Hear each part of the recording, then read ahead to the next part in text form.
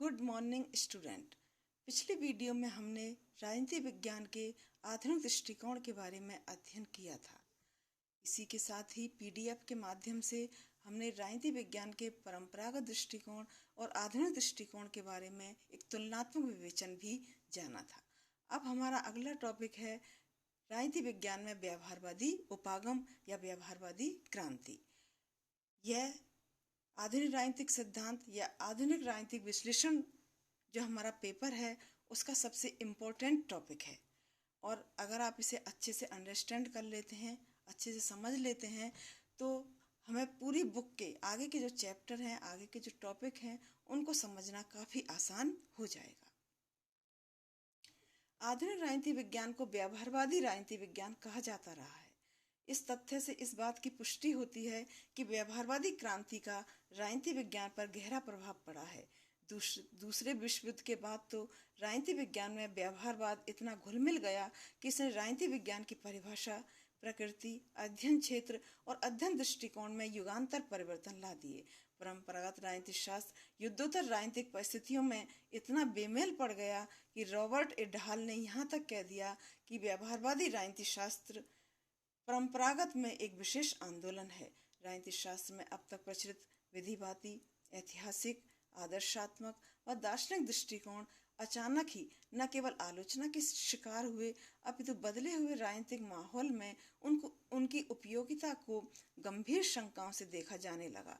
ऐसे समय में व्यवहारवादी क्रांति का, जो अन्य सामाजिक विज्ञानों में काफी पहले से आनुभविक विश्लेषणों का प्रेरक बन गई थी, राजनीति शास्त्र में आ जाना स्वाभाविक ही था।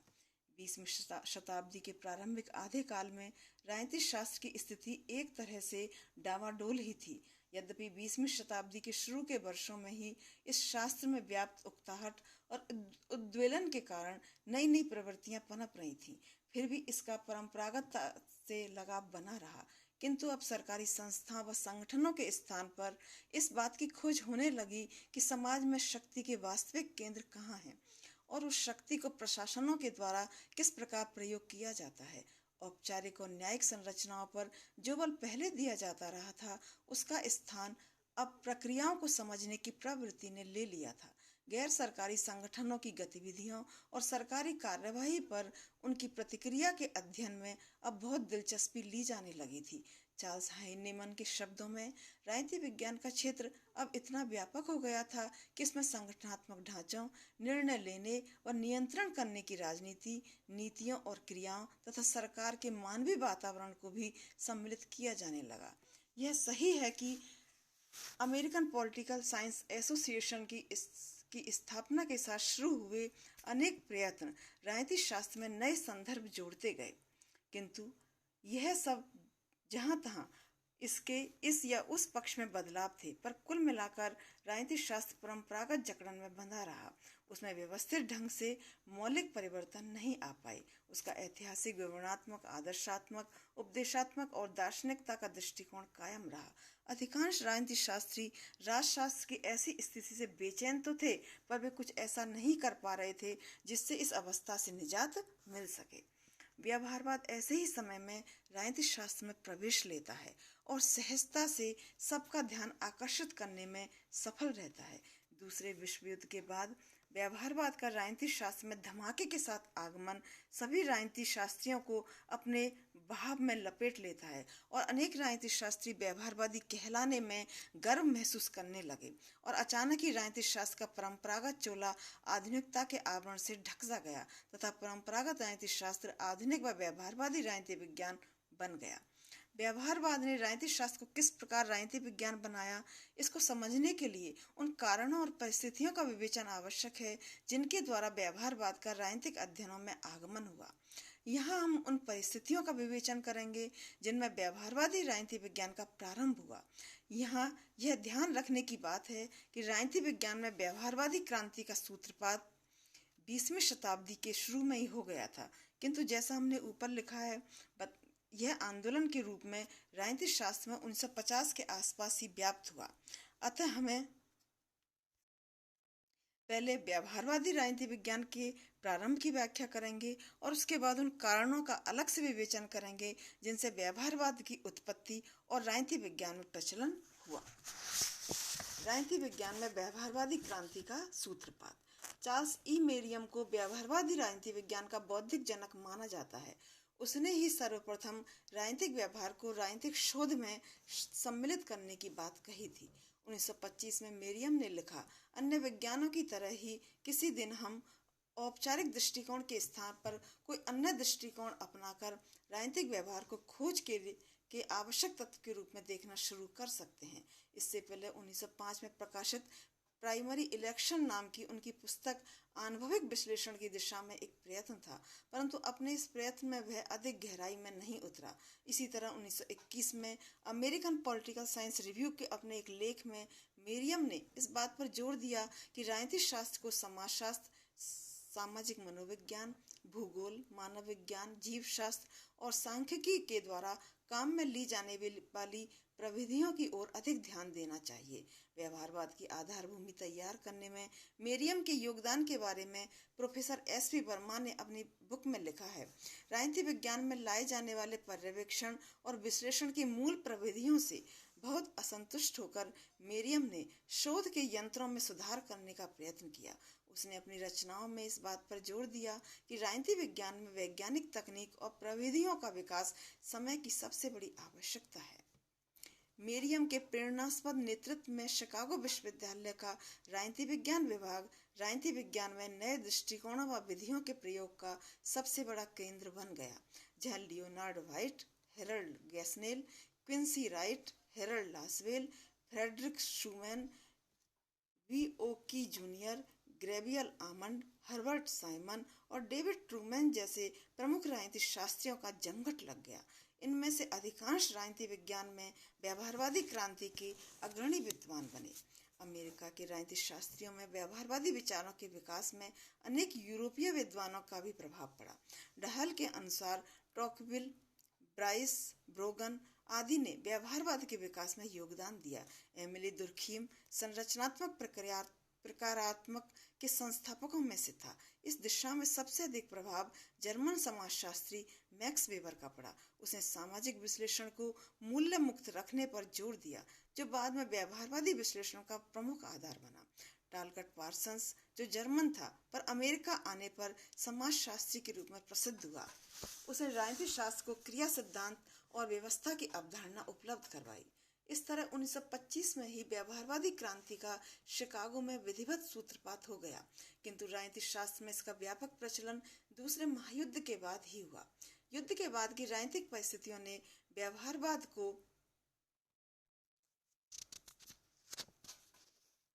1925 से ही सुप्त था जगाया और यह तुरंत ही राजनीति विज्ञान के सब पक्षों में आर पार उतर गया। युद्ध के बाद के राजनीतिक वातावरण ने इसको शिकागो विश्वविद्यालय की चार दीवारी से बाहर निकाला और यह अमेरिका में एक महत्वपूर्ण विश्लेषण आंदोलन के रूप में लोकप्रिय हो गया। व्यवहारवादी राजनीति विज्ञान की नींव डालने वालों में मेरियम के योगदान के बराबर ही ऑर्थर बेंटले का भी सहयोग रहा। बेंटले की प्रक्रिया की संकल्पना का व्यवहारवाद के विकास में आधारभूत योगदान कहा जा सकता है। बेंटले की पुस्तक द प्रोसेस ऑफ गवर्नमेंट की राजनीति विज्ञान को प्रमुखतया दो देन रही, एक समूह का विचार और दूसरी प्रक्रिया की संकल्पना, जिससे व्यवहारवादी राजनीति विज्ञान की नींव पड़ी। इस तरह व्यवहारवादी आंदोलन को आगे बढ़ाने में दो अमेरिकी संगठनों का भी बड़ा योगदान रहा। अमेरिकन पॉलिटिकल साइंस एसोसिएशन और सोशल साइंस रिसर्च काउंसिल ने व्यवहारवादी विचारों को न केवल व्यवस्थित किया, अपितु ऐसे विचार वाले राजनीति शास्त्रियों में आदान प्रदान और गहन विचार विनिमय को भी संभव बनाया। Harold Lasswell, David Easton, Almond Kaplan, Catlin Dahl, Herbert Simon, Lucian Pye, Mulford Q Sibley, Kirkpatrick Powell और हीच युलाउ जैसे व्यवहारवादी विद्वान प्रत्यक्ष या अप्रत्यक्ष ढंग से इन संगठनों से संबंधित रहे हैं। यहीं पर इन्होंने गंभीर विचार विनिमय के अवसर पाए हैं। इस तरह व्यवहारवादी राजनीति विज्ञान मेरियम और बेंटले से उत्प्रेरित होकर 1950 तक सुनिश्चित ढंग से प्रतिष्ठित हो गया। व्यवहारवाद की उत्पत्ति के कारण उपरोक्त विवेचन में मोटे रूप से उन कारणों और परिस्थितियों का संकेत मिल जाता है जिनके कारण व्यवहारवाद राजनीति विज्ञान में एक आंदोलन बन गया। इसकी उत्पत्ति के कारणों का मूल रॉबर्ट डहल के कथन से स्पष्ट हो जाता है। व्यवहारवाद का तात्पर्य स्पष्ट करते हुए डहल ने लिखा है, यह राजनीति विज्ञान के अंतर्गत एक ऐसा विरोध आंदोलन है जिससे अनेक ऐसे राजनीति शास्त्री, विशेषकर अमेरिकी संबंध हैं जो परंपरागत राजनीति विज्ञान की उपलब्धियों, विशेषकर उनके ऐतिहासिक, दार्शनिक और विवरणात्मक संस्थात्मक उपागमों से बहुत अधिक असंतुष्ट हैं। वास्तव में व्यवहारवाद की उत्पत्ति का सबसे महत्वपूर्ण कारण ही परंपरागत राजनीति शास्त्र के विरुद्ध यह असंतोष था। बदली हुई परिस्थितियों से राजनीति विज्ञान इतना बेमेल पड़ गया था कि राजनीतिक विश्लेषण औपचारिक और निरर्थक से हो गए थे। संक्षेप में, राजनीति विज्ञान में व्यवहारवादी दृष्टिकोण अपनाने के निम्नलिखित कारण थे। परंपरागत राजनीति शास्त्र के युद्धोपरांत राजनीतिक परिस्थितियों से असंगत हो जाने के कारण। दूसरा, युद्ध के बाद की राजनीतिक चुनौतियों का वैज्ञानिक व व्यवस्थित विश्लेषण संभव बनाने के लिए। तीसरा, अन्य सामाजिक विज्ञानों से राजनीतिक शास्त्र के बहुत अधिक पिछड़ जाने के कारण। चौथा, दूसरे महायुद्ध के ही कारण। दूसरे महायुद्ध की तात्कालिक आवश्यकताओं के कारण अमेरिकी राजनीति शास्त्री को प्रशासन के संपर्क में आना पड़ा। शासकीय आवश्यकताओं के लिए राजनीति विज्ञान के विद्वानों को पहली बार अपना ज्ञान परखने का अवसर मिला। उन्होंने पाया कि जो कुछ वे जानते हैं वह बहुत अधिक सैद्धांतिक और औपचारिक है तथा राजनीतिक यथार्थ से बहुत बेमेल है। इस तरह युद्ध ने राजनीति शास्त्रियों को प्रशासकीय और राजनीतिक संपर्क मिलाकर उन्हें अपने शास्त्र की कमियों को आंकने और अपने शास्त्र के सैद्धांतिक विचारबंद में झांकने का अवसर दिया। इससे अमेरिकी राजनीति शास्त्री झुंझला सा गया और अपने ज्ञान को अधिक व्यवहार परक बनाने के लिए उतावला हो गया। युद्ध की समाप्ति होते ही उसने नए दृष्टिकोण और नई प्रविधियों की तलाश शुरू की, जिससे राजनीति की कठोर वास्तविकताओं को समझा और समझाया जा सके। फलस्वरूप पहले से ही विद्यमान व्यवहारवादी विचार उनके लिए सीधा रास्ता बन गए और व्यवहारवादी क्रांति का धूमधाम से राजनीति विज्ञान में श्री गणेश हुआ। शिकागो विश्वविद्यालय के विद्वानों के एक समूह ने पहली बार 1949 में व्यवहारवादी विज्ञानों शब्दावली की बात की, जो बाद में व्यवहारवादी राजनीति विज्ञान के रूप में अमेरिका में सर्वत्र व्याप्त हो गई। व्यवहारवाद का अर्थ या व्याख्या। व्यवहारवाद को एक संकल्पना या अवधारणा के रूप में परिभाषित नहीं किया जाता है। इसे एक संकल्पना के रूप में नहीं, वरन एक दृष्टिकोण और आंदोलन या अध्ययन के एक विशिष्ट उपागम के रूप में ही अर्थ दिया जाता है। यही कारण है कि इसके भिन्न भिन्न प्रकार से अर्थ किए जाते हैं। इसका संकल्पना के रूप में ना तो सृजन हुआ और ना ही इस अर्थ में इसका राजनीतिक विश्लेषण में प्रयोग हुआ है। अतः हम व्यवहारवाद का एक दृष्टिकोण के रूप में ही अर्थ करेंगे। व्यवहारवाद के अर्थ पर 3 तरह के विचार व्यक्त किए गए हैं, अर्थात व्यवहारवाद को अलग अलग विद्वानों ने भिन्न भिन्न दृष्टिकोणों से परिभाषित करने का प्रयत्न किया है। इन विद्वानों के व्यवहारवाद संबंधी व्याख्यात्मक विचार मोटे रूप से 3 श्रेणियों में रखे जा सकते हैं। पहला है, डेविड ईस्टन ने 1953 में प्रकाशित अपनी पुस्तक पॉलिटिकल सिस्टम में व्यवहारवाद का अर्थ करते हुए लिखा है कि व्यवहारवाद एक विशेष मनः स्थिति मात्र नहीं है, बल्कि उससे कुछ अधिक है। इस अर्थ में कि शोधकर्ता जब राजनीतिक व्यवहार की संकल्पना को आधार मानकर कार्य करता है तो वह राजनीतिक व्यवस्थाओं में भाग लेने वाले घटकों को व्यक्तियों के रूप में देखता है। व्यवहारवादी शोध वास्तविक व्यक्ति पर अपना समस्त ध्यान केंद्रित करती है। इस अर्थ में व्यवहारवाद संस्थाओं को व्यक्तियों से अर्थपूर्ण बनती मानकर उनके अध्ययन की बात करती है। इस अर्थ में यह परंपरावादी राजनीति शास्त्रियों की धारणा के विरुद्ध आंदोलन बन जाता है, क्योंकि वे संस्थाओं को इस तरह देखते रहे हैं मानो वे उनका निर्माण करने वाले व्यक्तियों से भिन्न और स्वतंत्र इकाइयां हों। दूसरा विचार एल्फ्रेड डी ग्राजिया का है। वो दूसरे दृष्टिकोण के अर्थ करते हुए लिखते हैं कि व्यवहारवादी राजनीति विज्ञान अपने आप में एक विषय, एक अंतःशास्त्रीय विज्ञान, परिमाणीकरण, नई प्रविधियों के आविष्कार का प्रयत्न नहीं है। यह आदर्शवादिता के विपरीत यथार्थवादिता, निगमन पद्धति के विपरीत अनुभववाद भी नहीं है। अर्थात यह राजनीति विज्ञान का रूप वह रूप है जिस रूप में कुछ लोग इसे अब देखना चाहते हैं। ग्रोजिया का अर्थ ईस्टन के अर्थ से बिल्कुल विपरीत है। ग्रोजिया शायद ऐसा इसलिए ही कहते हैं कि व्यवहारवाद को हर कोई अपनी नज़र से देखता है और व्यवहारवादी राजनीति को अपना ही अर्थ देता है। तब व्यवहार की सुनिश्चित व्याख्या करने के बनिस्बत यही क्यों न मान लिया जाए कि यह वह रूप रखता है जो रूप इसको कोई देना चाहता है। रोजिया का यह कथन बहुत महत्व का है और व्यवहारवाद को समाजवादी टोपी न बनने देने की उसकी उकताहट का परिचायक है। डहल मानता है कि व्यवहारवाद विषय के अनुभविक तत्वों को अधिक वैज्ञानिक बनाने के प्रयत्न से अधिक कुछ नहीं।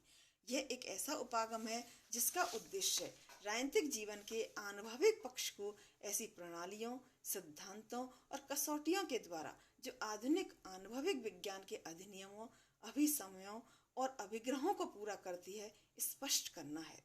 व्यवहारवाद की तीनों ही व्याख्याएं एक ही बात कहती हैं। पहला और तीसरा दृष्टिकोण सकारात्मक रूप से और दूसरा नकारात्मक रूप से व्यवहारवाद का अर्थ करता है। व्यवहारवाद राजनीतिक शास्त्र के अनुभविक तत्वों को वैज्ञानिक बनाने का व्यवस्थित प्रयत्न कहा जा सकता है। इसलिए डेविड ट्रूमैन मानता है कि व्यवहारवादी राजनीति विज्ञान में शोध व्यवस्थित होती है और उसका प्रमुख आग्रह अनुभविक प्रणालियों के प्रयोग पर होता है। व्यवस्थित शोध से ट्रूमैन प्राकल्पनाओं की सुनिश्चित ढंग से व्याख्या करना और साक्ष्यक सामग्री को कठोरता के साथ व्यवस्थित रूप देना मानता है। इसी तरह अनुभविक प्रणाली उस अटकलबाजी से भिन्न इस रूप में समझी गई है कि परीक्षण और परख योग्य तथ्यों पर आधारित होती है। उपरोक्त व्याख्या के बाद व्यवहारवाद की सामान्य परिभाषा करना सरल हो जाता है। यहाँ हम कतिपय परिभाषा देकर इसके अर्थ को सुस्पष्ट ढंग से व्यक्त करना प्रासंगिक मानते हैं। डहाल इसे राजनीतिक शास्त्र के अनुभविक भाग को अधिक वैज्ञानिक बनाना कहते हैं। डेविड ट्रूमैन का मानना है कि व्यवहारवाद एक ऐसे विचार का प्रतिनिधित्व करता है जिसका उद्देश्य सभी राजनीतिक घटनाओं को मनुष्य के अवलोकित व अवलोकनात्मक व्यवहार के आधार पर विवेचित करना है। Professor SV. वर्मा के अनुसार व्यवहारवाद केवल अध्ययन दृष्टिकोण है जिसका उद्देश्य राजनीतिक जीवन के अनुभविक पहलुओं का स्पष्टीकरण देते हुए हमारी राजनीति की समझ को बढ़ाना है। उपरोक्त तीनों ही विद्वानों द्वारा दी गई व्याख्या या परिभाषा सही है और अपने आप में व्यवहारवाद के मूल तत्व को स्पष्ट करने वाली है, अतः इनका और स्पष्टीकरण देने की आवश्यकता नहीं है। अंत में हम व्यवहारवाद की सामान्य शब्दों में परिभाषा इस प्रकार दे सकते हैं। व्यवहारवाद विश्लेषण की वैज्ञानिक व परिष्कृत प्रविधियों द्वारा राजनीति के ऐसे व्यवस्थाबद्ध और अनुभवजन्य सिद्धांत बनाना है जिससे राजनीतिक यथार्थ के बारे में समझ और अंतर्दृष्टि में वृद्धि हो। व्यवहारवाद के उद्देश्य। राजनीति विज्ञान में व्यवहारवादी आंदोलन एक बेतरतीब विकास नहीं है। इस दृष्टिकोण के राजनीतिक शास्त्र के संदर्भ में सुनिश्चित उद्देश्य हैं और इन्हीं उद्देश्यों के इर्द गिर्द संपूर्ण व्यवहारवादी अध्ययन व विश्लेषण हुआ है। संक्षेप में यह उद्देश्य निम्नलिखित हैं। पहला, राजनीति विज्ञान को राजनीतिक घटनाओं के परिमंडल या क्षेत्र में यथासंभव स्पष्टीकरण देने और भविष्यवाणी करने की क्षमता से युक्त करना। दूसरा, सैद्धांतिक ढांचे के आधार पर राजनीति विज्ञान में ऐसी शोध करने पर जोर देना जिससे उसे आकृति, पहचान और संगतता प्राप्त हो सके। तीसरा, आधुनिक राजनीति विज्ञान में शोध एवं अध्ययन के लिए ऐसी इकाई जैसे जीव विज्ञान में कोषाणु की इकाई है की खोज पर बल देना जिसकी स्थूल रूप से पहचान की जा सके और जिसके आधार पर व्यापक तुलनाएं की जा सकें। चौथा, सभी राजनीतिक प्रस्थापनाओं को तथ्यात्मक सामग्री के संकलन और विश्लेषण के आधार पर परखना या कसौटी पर कसना। पांचवा, केवल उन्हीं सैद्धांतिक प्रस्थापनाओं से सरोकार रखना जिनको तथ्यात्मक सामग्री के आधार पर परखा या जांचा जा सके। छठा, राजनीति विज्ञान के अध्ययन में उन सभी विकसित तकनीकों और यांत्रिकी सुविधाओं का जो आज उपलब्ध हैं उपयोग करना। सातवां, इस बात पर जोर देना कि राजनीतिक गतिविधि का मुख्य बिंदु मनुष्य है और राजनीतिक गतिविधि सरकारी संरचनाओं में ही नहीं सर्वत्र व्याप्त रहती है। इस प्रकार व्यवहारवादी राजनीति विज्ञान का मुख्य उद्देश्य राजनीतिक संस्थाओं के अध्ययन के स्थान पर राजनीतिक स्थिति में व्यक्ति के व्यवहार के विश्लेषण पर ध्यान केंद्रित करना है और विश्लेषण की मूल इकाई संस्था के स्थान पर व्यक्ति के राजनीतिक व्यवहार को बनाना है।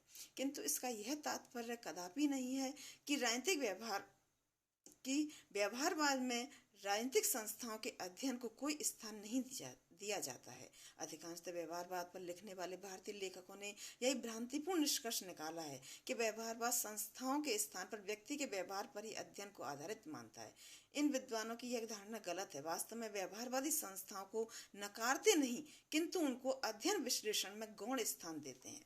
जैसा कि प्रसिद्ध विद्वान हीज युलाउ ने अपनी पुस्तक में the behavioural perception in politics में लिखा है, राजनीति विज्ञान के हर स्तर पर व्याख्या व एक तरह से सीमांकन के लिए संस्थात्मक बिंब बराबर बना रहता है, और मेरी समझ में यह एक आधारभूत बात है। रॉबर्ट सी बोन ने इस बात की पुष्टि करते हुए लिखा है कि बात यह नहीं है कि व्यवहारवादी संस्थाओं की अनदेखी करना चाहते हैं, वरन वे राजनीतिक अध्ययनों की संपूर्ण अध्ययन सामग्री में संस्थाओं को कोई महत्वपूर्ण नहीं, केवल एक भाग मानते हैं। अतः व्यवहारवादी व्यवहार के साथ साथ संस्थाओं को भी अपने विश्लेषण में उतना महत्व देते हैं जितना व्यवहार के संदर्भ के लिए आवश्यक होता है। उनकी मान्यता है कि मनुष्य के बिना संस्थाएं अर्थरहित होती हैं, और इसीलिए वे संस्थाओं को क्रिया की व्यवस्था कहकर परिभाषित करते हैं तथा इन्हें अपने अध्ययन विश्लेषण में सम्मिलित करते हैं।